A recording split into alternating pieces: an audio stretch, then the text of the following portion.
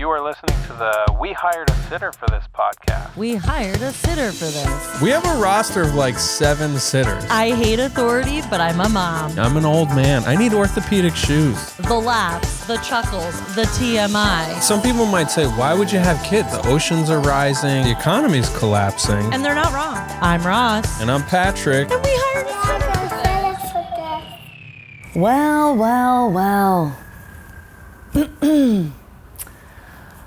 So, it's Ross, solo.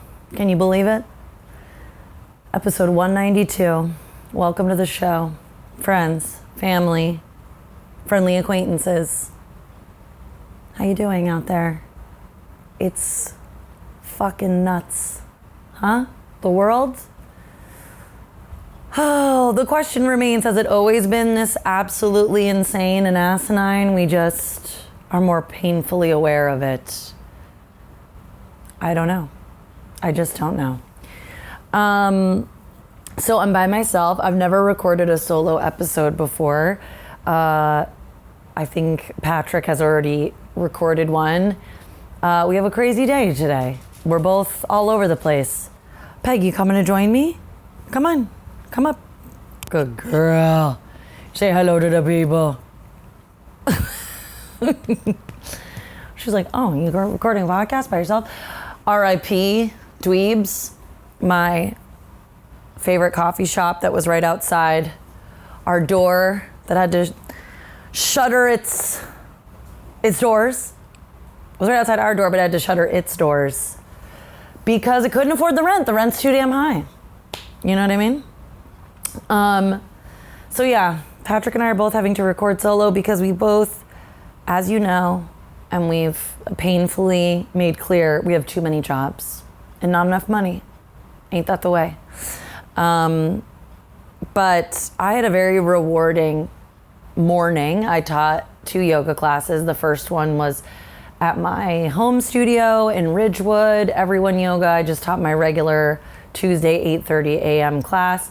And then I had to hightail it to Park Slope because I just got nervous that I wasn't recording. It's recording. I was teaching a kids class, which I thought they were all middle schoolers, but as it turns out, they were as young as 5th grade. So I was teaching 5th to 8th grade and 2 of their teachers. It was like a field trip. And it was actually great. I did it last year too, and this year I felt a lot more confident about it. I realized they do not want to do a lot of physical activity, including the teachers. Everyone's tired. It's the end of the year. And so I kept it a little bit more about breath work, being restorative. The teacher said that they're talking a lot about mindfulness right now. So I think it landed. I keep messing with my hair because I feel like it looks crazy, but you know why? Because it's fucking humid and rainy outside. So the curls are crazy. Everything looks a little wild. What else is going on? Then I had an interesting afternoon. I had a doctor's appointment. I'm going to see an osteopath for my spine because I'm an injured adult that just has to maintain my body and hope it doesn't get worse. My osteopath today said, it's probably not going to get worse until you're much, much older. I said, okay, great. Hashtag goals. Do people still say that? Probably not. So I had time to kill because I was in Park Slope. For those of you that don't live in New York City, Park Slope is in southern Brooklyn. And I had to get up to Midtown in Manhattan, which is, I don't know, a couple miles, maybe? I'm sure someone will correct me. But it's about 40 minutes to an hour on the train, depending on what's going on. So I got up there, and the doctor's office is close to Grand Central. So I was just like hanging out in Grand Central, like I was a tourist. I got a snack. I stood at one of those weird standing tables. I used the bathroom a couple times. It's weird being in a place where there's so many tourists and you're just there because you're trying to kill time before you got to be somewhere else. Yeah. New York City. You can really have so many different experiences in just a few miles. So then I went to the doctor. She did a little adjustment of my shoulders and my neck. I actually feel so much better right now. And then I came home. I took Peggy out. Here I am. Patrick and I are in contact because our little baby girl is going to be 5 years old on June 15th, and I cannot believe it. So I've been unfortunately ordering shit from Amazon because I don't know what else to do. I'm sure somebody else will have something to say, but I think at this point, any place I would get affordable party decorations will be an evil empire of some kind. So I opted for Amazon as the evil empire out of, what's the word? This is when I need Patrick to help me with my words. Out of ease. Easily accommodating, right? For me. Not for anyone else. Killing the planet, easier for me in the moment. That's my liberal guilt talking. Actually, no, I don't identify as liberal anymore. Liberal is bad. I'm left. I'm far left. Which, Patrick told me a little bit about what he talked about, and he said that he mentioned all sorts of hot topics. I mean, what is there to say that hasn't been said already? I'm keeping tabs on national and international events. I'm disturbed around the clock. It's like, I don't know. It's so, I love seeing people coming together in protest. I love seeing the numbers of people that will show up on the left in particular, that they want to support their communities. It's just sad that like it has to be in the face of so much hate and ignorance. And like at the end of the day, racism, right? I mean, it's racism and classism. Like that's oversimplistically what it boils down to. I think people really want to hold on to their racism and then gaslight you into thinking that, you know, people of color, people who have, you know, blue collar jobs are the bad guys. When we all know who the fucking bad guys are, okay? The rich ones. Particularly the really rich ones. And so this weekend, we had the Puerto Rican Day Parade, as Patrick, I think, has already talked about. And it was amazing. I will say, I don't remember it. I remember last year being better. I'll say that. It was like the pace of this year was so slow. A lot of gaps in between. And I always want there to be more like traditional Puerto Rican celebrations, like more women dancing in like traditional Puerto Rican clothes. And like, I kind of want more of that around. Even like the motorcycles doing tricks. There's like old school bikes that people like or like these old men with their really cool like old school like tricked out bikes, but they were just walking them and not riding them, which I thought was interesting. And then who decided to stroll down the street was good old Andrew, I'm a piece of shit Cuomo. And sadly, he wasn't booed off the street. I really thought maybe Bushwick was gonna roll up and be like, boo, get the fuck out of here, boo. But no, they were caught up in the moment and blowing their whistles and waving their Puerto Rican flags at him, even though he don't give a shit. He'll probably cooperate with ICE if given the opportunity. So anyways, that was disappointing. I see my man Zoran was riding a float with AOC in Manhattan, so maybe he thinks he has his neighborhood on lock. I don't know. Yeah, there's a lot of shit going on, you know, and I just wish people were less scared of what they don't know and seeing the beauty and people showing up for other human beings, you know? I am, in the face of all this stuff, I selfishly am so grateful that I have changed careers, because it was becoming really challenging for me since the pandemic to be in the fashion industry and not like be really annoying to be around and just like constantly remind people how meaningless it all was. That sounds fun to work with, right? Somebody who doesn't really want to be doing that job anymore and telling everyone it's meaningless. I mean, I wasn't doing it to that extreme, but that's like what was going on up in the head, right? Yeah, times are tough. But we can keep it local, see what you can do, stay informed as best you can without feeling overwhelmed. You're allowed to take a break. I have to remind myself of that. Look at Peg, she's taking a break. You can't see her because she's passed out of frame. On a lighter note, Fran had her first dance recital this past weekend, and I gotta say, my daughter is a fucking ray of light, okay? She was amazing.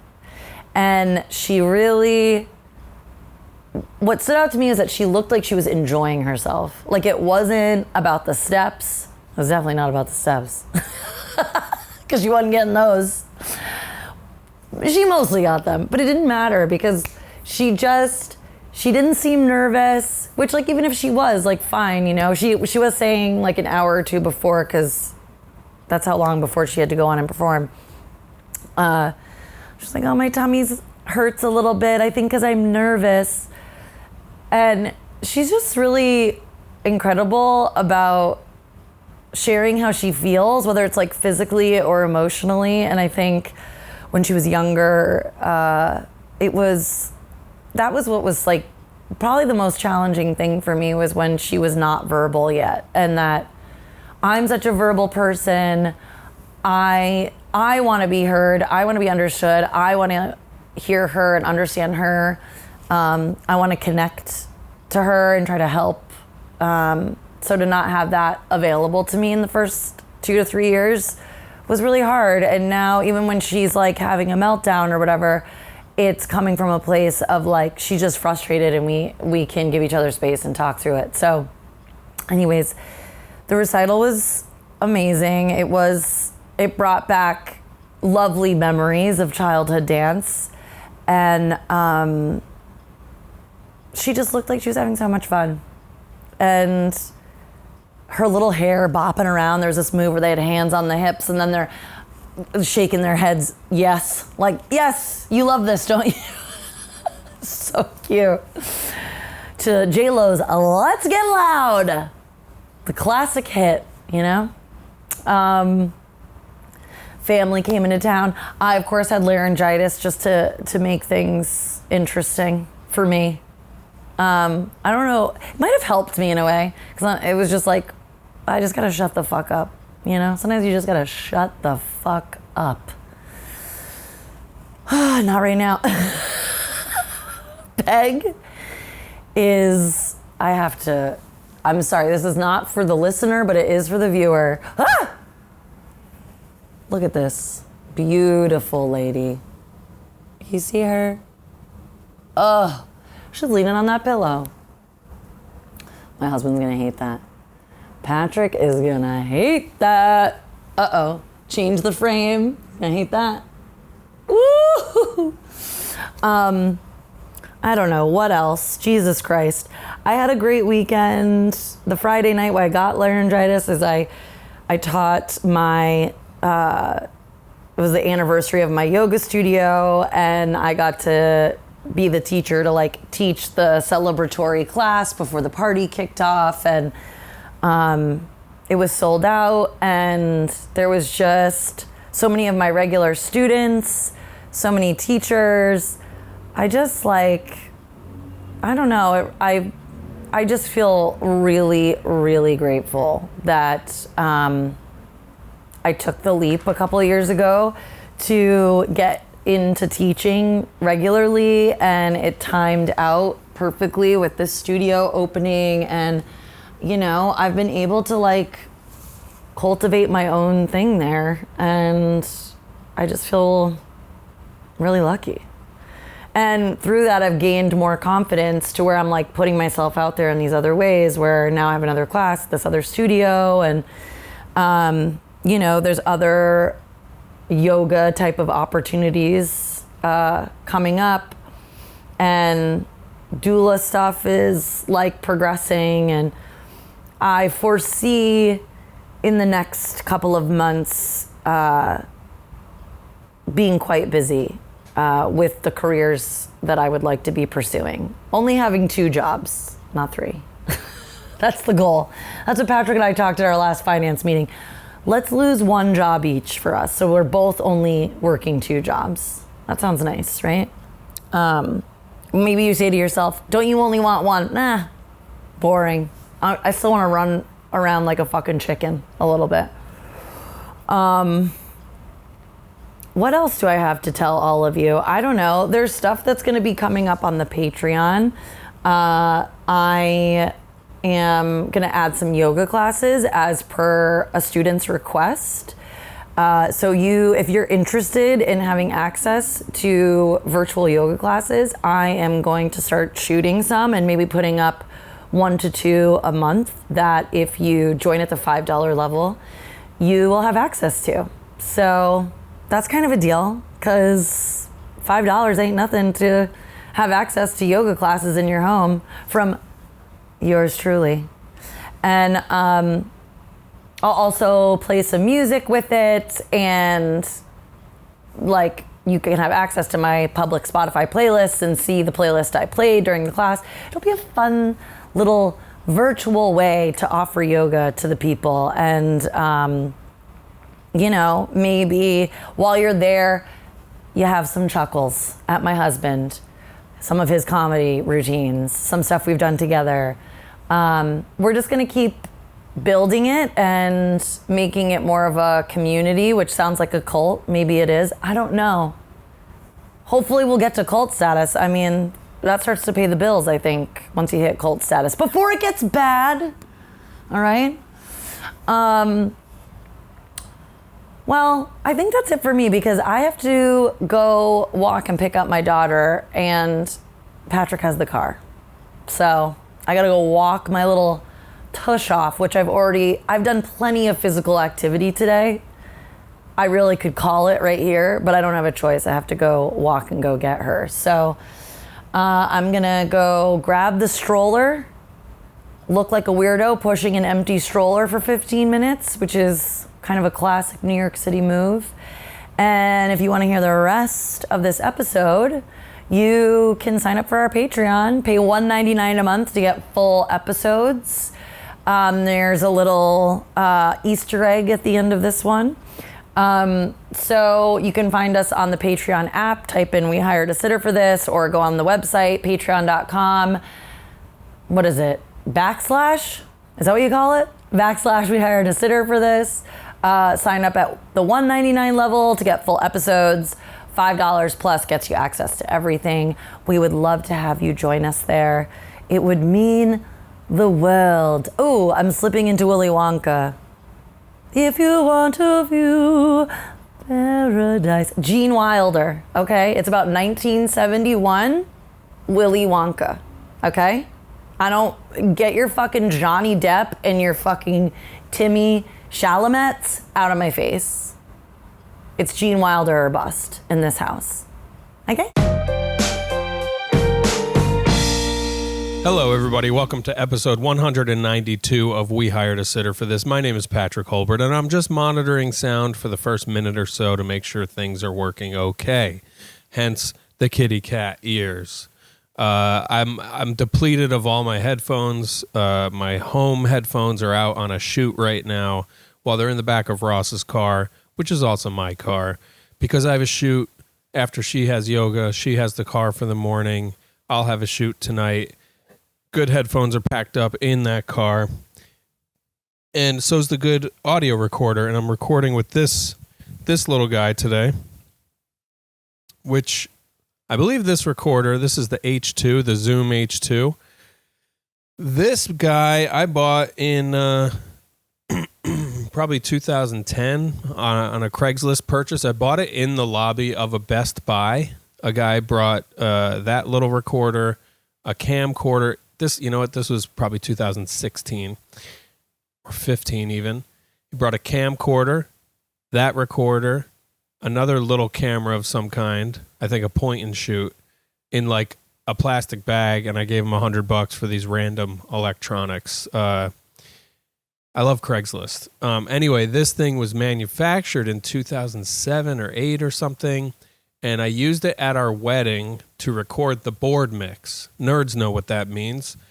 The board mix is anything going through the soundboard. You can get a line out and just record anything and everything that goes through the soundboard. So I had this brilliant idea of like, well, we'll capture the whole mix from the DJ. Shout out to Paul and Dave, the two guys who DJ'd our wedding. We'll get all the music they chose. All right, I'm going to take these off. These are ridiculous. And audio is definitely working. So I'll just record the whole board, right? And also the speeches. That's what felt most important, was any remarks anybody makes, anything said through a microphone will end up through the board, and I'll record it. The problem with this recorder is you have to hit record twice in order for it to start rolling. You hit it once, that's record preview, I think is what the setting says. That's when you can check your levels and lower the level if you need to, etc. But it blinks red when it's in record preview. So a blinking red light to me means, oh, we're rolling. But you have to look closely at the numbers to make sure they're counting. Because if they're not counting, you're just in record preview. You're not actually recording. Long story short, I recorded no board mix audio at our wedding. So if there's anything from speeches that was said that is preserved, it's in the footage. Maybe it's in the video footage. Maybe it's in people's phone footage. Maybe it exists somewhere. I did record a lot of video, so I think I have everything, but all of our wedding media is in one huge hard drive, just sitting, collecting digital dust. Will it ever see the light of day? Who knows? I am thinking it would be a really nice Christmas gift for our family to actually put together the wedding video. That would be really fun. So anyway, welcome to the podcast. This is a solo episode because, as I mentioned, we both have insane schedules today. Today's Tuesday, June 10th, I believe. Oh, June 10th. That's fun. Not Juneteenth. It's just June 10th.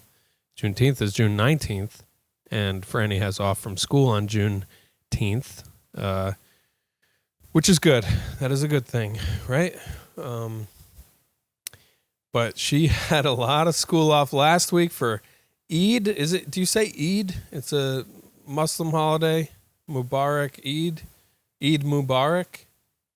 I don't know. I should do a little research on what those things mean. But they're high holy days, from what I understand. Do you say high holy days for anything other than Christianity? I guess you do. Let's talk about religion on this episode. Let's figure it out. Religion is a problem around the world right now. We have a religion in America that's forming.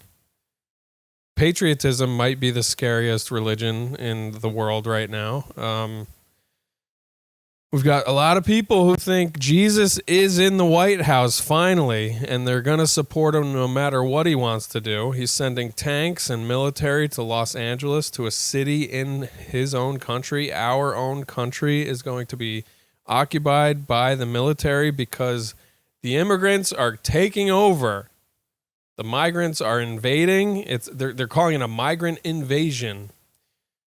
It's all so insane, and it's this guy wants to provoke civil war, I believe. This guy and his people, they really want a reason to get him to stay in office as our dictator, and more than a president for as long as possible.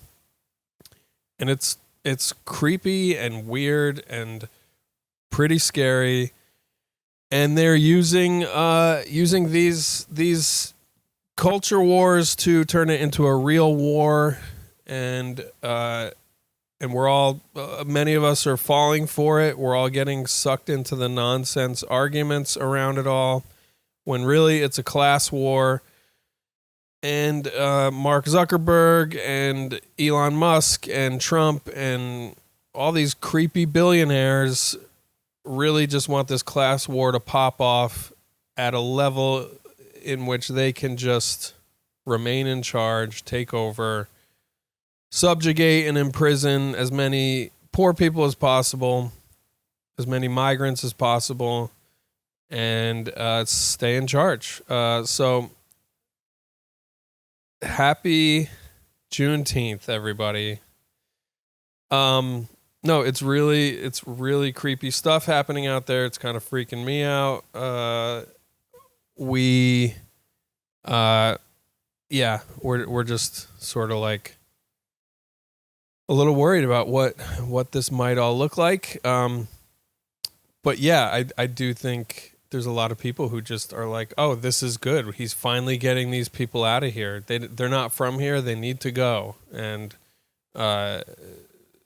people don't realize that these are not just individuals who are here in a vacuum. Like, they didn't just come here whenever they came here. They didn't just arrive and keep to themselves. They came here and they started lives, and they started jobs, and they have community, and they have connections, and they have families.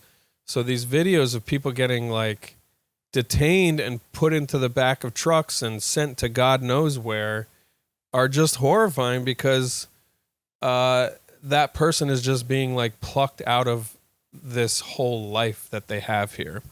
So I just really resent anybody who just views it as like, well, they're here illegal. They're illegals, so he's doing something about it. Finally. It's just really upsetting. Shout out to Mama Cats in Escondido, California. Nice diner, restaurant where I got this mug. Got this mug with Chuck Thornton back in the day.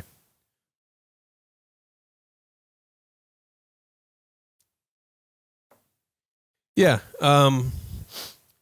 So I mean, we're here in Brooklyn. Everything is fine for us because we just passed. Like me and my family. I mean, we are from here. We're born American, and we have nothing to worry about. We look like the poster example of what a nuclear family is supposed to look like in America. We don't have enough kids. I guess if man, I was just reading something about the Baptist Church is coming out strong against intentional childlessness. And it's so crazy how much return to family values messaging is coming out now that he's back in office, and so many people are empowered by this guy who's espousing these ideas. That's what he clung to that side and messaging so that he could get back in office. He would say whatever. Like, I do think if Trump was ever, because he did run for president as a Democrat years ago, like I think 20 years ago or whatever, like if he knew he was able to get elected as an extremely progressive candidate, I bet that would have happened. Like, this guy doesn't actually care about any of these beliefs or philosophies. He just cares about whatever was going to get him in. So yeah, I man, it's just crazy how much conservative, creepy stuff is coming out. Like, I guess I would say, like, if you're conservative in a way of like, you know, I believe my religion can help people live in community in a safer, more loving way, and I want peace. Like, if your conservatism comes from a place of peace and harmony, then like, yeah, sure, do your thing. And part of being an American and a conservative American or a patriot means that you understand that other people get to do their thing. And if you can all live and let live and just let peace and harmony be the thing that motivates all groups, then let's do that. But so much of this conservative stuff now is like, we don't think anybody should be anything but these two genders. They're obsessed with the gender thing. They're obsessed with how many kids people have, or childlessness, or that's why gay marriage is such a problem for people. They just don't believe in childless families. And that is so creepy and weird that they're obsessed with this idea. So yeah, I guess I'm just creeped out, and annoyed, and like, I don't know. It's like, don't people just want to live their lives and not be so obsessed with how everybody else is living their lives? This is not a very entertaining episode, you guys. I'm sorry. I should have prepared. I guess I'll zoom into our own life and just give you all the update of the last week, because this will air on June 11th. This episode will come out Wednesday, June 11th. We're sticking to the Wednesday schedule. I think Ross is sort of the mind of like, well, let's just put them out when we can get together to record. And man, it is hard. It is hard to even get together, her and I. Like, we're trying to stay close as a couple, let alone as podcasting partners. So we've just had like what feels like a very exhausting several years here. As our child approaches 5, she's turning 5 on Sunday. It has been a 5-year marathon, but the last few weeks have just been a lot. I traveled last weekend. I did not travel this weekend. I've been around a bunch the last 10 days. I guess I came home on June 1st from that last shoot in Virginia. And yeah, I've been home since, and we've had some fun little adventures. We had our first entree. Would you even use this French word in this way? Our first entree into the theatrical arts of children. On Wednesday, we went to a 5th grade production of Willy Wonka and the Chocolate Factory at Franny's school, and it was so fun. It was great people watching. It was very hot. The auditorium was sweltering, and I've realized that's just something we're going to have to accept for the next 15 years or whatever, 10 or 12 years. I don't know how time works. That auditoriums in New York City are all just going to be hot, and that's okay. But I wish I wore a tank top and some shorts, because I was sweltering. I wanted to sit up close because I, as a patron of the theater, I want a good view of the performances. I want to feel the actors. I want to feel their voice, you know? I want to hear their feet on the stage. And Franny's short, so I wanted to get up close, and we just ended up in the thick of a group of people. But yeah, we went to the show, and we've been watching a lot of Willy Wonka and the Chocolate Factory anyway. I don't know why we chose it, but Franny's now a full-on Gene Wilder fan. We actually had Speak No Evil, Hear No Evil on the other night with Richard Pryor. And in the morning when I turned on the TV, there was a screenshot of it on the screen, and Franny said, "That guy looks so much like Willy Wonka." And I was like, "That's Willy Wonka."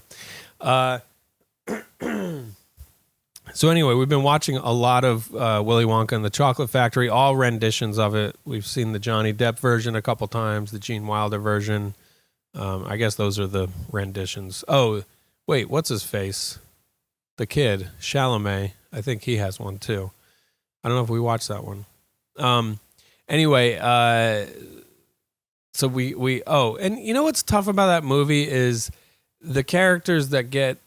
First of all, I've been thinking about this. I would like to see a full-on horror movie version of that movie, like with Saw level gore. Like let's get these kids maybe as late teenagers. I think it's okay to murder teenagers in horror movies, right? I mean, that's Scream and those movies. Those are teens, right? Let's get these contest winners just like totally hacked up violently by the factory. I think that would be really fun to see one of them get thrown down the garbage chute and actually liquefied, you know? That's just a tangent. The characters. So you got Augustus Bluth or Gloop or whatever, Augustus Gloop, I think, and Violet and Veruca Salt and the whole gang's there, right? Franny has been doing an impression of Veruca, who she wants everything. Daddy, I want the factory. It belongs to me. I want a goose. I want a golden goose. That girl, she wants everything. Franny has perceived her character as cool, I think. Or I don't know if she actually thinks she's cool. Maybe she thinks she's the prettiest or whatever. But Franny has begun talking to us like that, and we have to explain, like, that's a characterization. That's not a real person, and you can't talk to people like that. Nobody likes it. But it's not connecting quite yet with her.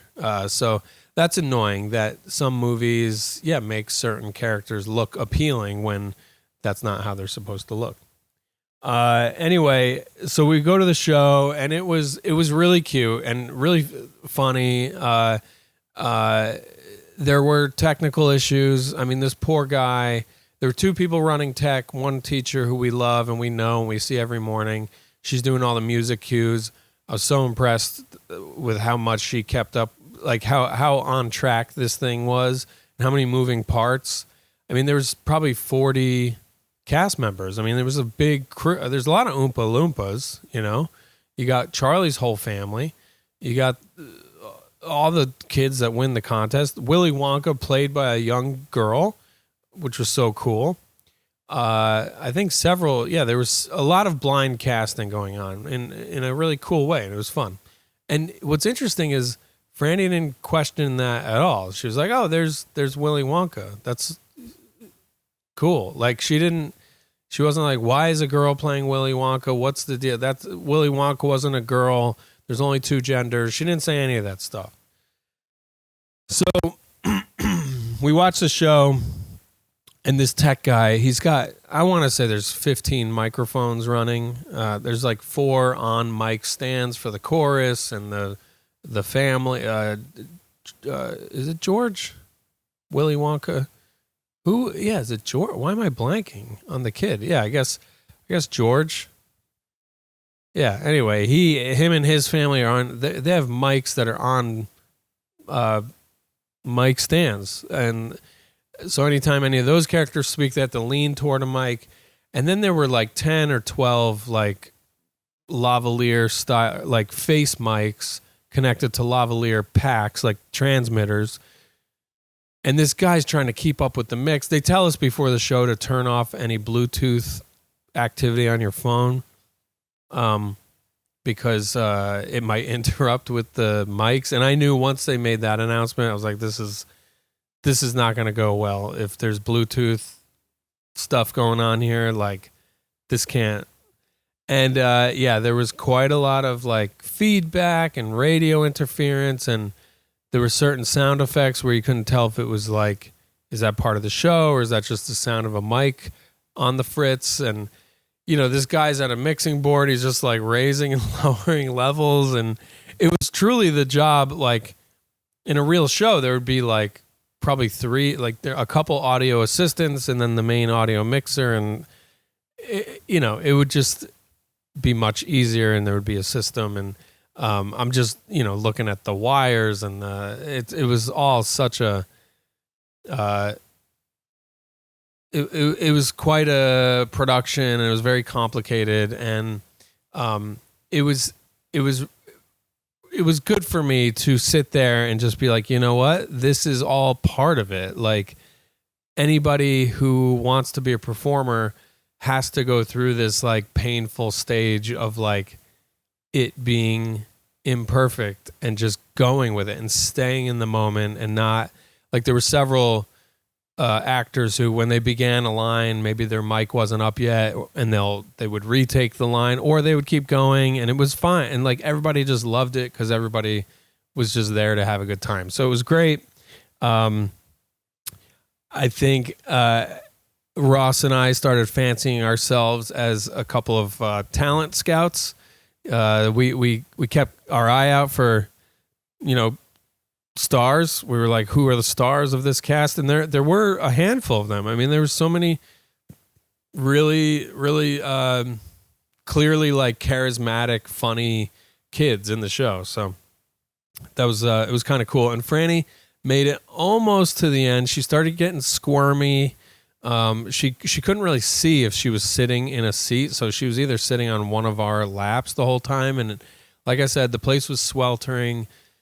I felt gross afterward. I think I had like a layer of oily, gross sweat, and it was just like, I got to get out of here. And thankfully it was a bummer that she did it at this point, but it was like right before the last number. She was like, I got to go. So she gets up, we go out to the playground, we rip and roar out there at the playground, then we all go home. So that was really fun. We did, like I said, I think we discovered some new talent in Brooklyn. I think Franny was really, we wanted to go because we really like her school. We like all the teachers there. It felt like a fun thing to do as a family, but I think secretly or not so secretly, since I'm going to say it, like I do want Franny to see like what she can do if she wants to, like what else there will be in the school when she's a big kid. And, cause she's in a K-5 school now. So if she wants to do the play, whatever play they're doing when she's in 5th grade, she can. And, it's something she can do. And that's why we also have her in dance class right now. So she's been doing dance for like 10 weeks or whatever. And their recital was later in the week. It was actually 2 days ago on Sunday. And dance, she's been more ambivalent about. Like some days it's like a whole negotiation just to get her in the car to go to dance class. And we tried a year earlier, actually. We had her in ballet or something at the same dance studio, and she went to a few classes but couldn't like find a groove and just wouldn't stay in the room and whatever. It didn't really work out. But then this year, every time we go and pick her up, every time we bring her, and she does go in, she has a great time. And we'll go to a coffee shop, come back and pick her up. And when we pick her up, she's always just like beaming. She has so much fun in there. She's learned some cool stuff. It's like an acrobatic dance class, but really at her age, it's just some rolling and tumbling. And but it's really cute. And she had her recital on Sunday, and both grandmothers came down. My sister came down. My father-in-law came down. And we all went over there. And it was super fun, but the same thing. We walk into the auditorium, and it's sweltering. And this is at a different high school, Grover Cleveland High School. And I walked around the halls there, and I saw lots of Grover Cleveland memorabilia. I don't know a lot about his presidency, but they really love him there. It's sweltering. She's the 19th act on the lineup. They tell us to get there at 9:30. But I know how these things go, that she's not going to go for like a couple hours. So, but anyway, we do get there on time, and we're just sitting in this sweltering auditorium. She finally goes up at noon. She's watching a lot of the performances. We saw 18 other acts before her group went up, and some of them were really amazing. I mean, there were like some teenage groups that like were doing like these really incredible dance routines, and then a lot of really cute little kids doing ballet and stuff. And it was fun. But it was long. Ross's mom is a theater expert. Like she's a professional. Like she's, I think right now at a puppetry conference up at the Eugene O'Neill Center. She taught theater for 30 years or whatever. Was it 30? Maybe longer. I think she started teaching at this school in 1985 or something. So, and she retired a couple years ago. That's, I don't know, a long time teaching theater. She's obsessed with theater, puppetry, lighting, lighting design, choreography. She knows dance. She's not a dance. Her and her dance teacher friend were like very close. So JoJo, that's Ross's mom. Her and I right away were just like picking apart like what's wrong with this this recital. First of all, there's the biggest issue, honestly, really the only issue that we had was there was no spotlights. Like the stage was lit from above, and then they had some lights on the back curtain, and then there was like a light installation in the back of the stage, but there were no spots on the performers. So like there was one act, it was hip hop dancers who all had black pants on, and I couldn't see their legs because their legs were blending into the back black curtain.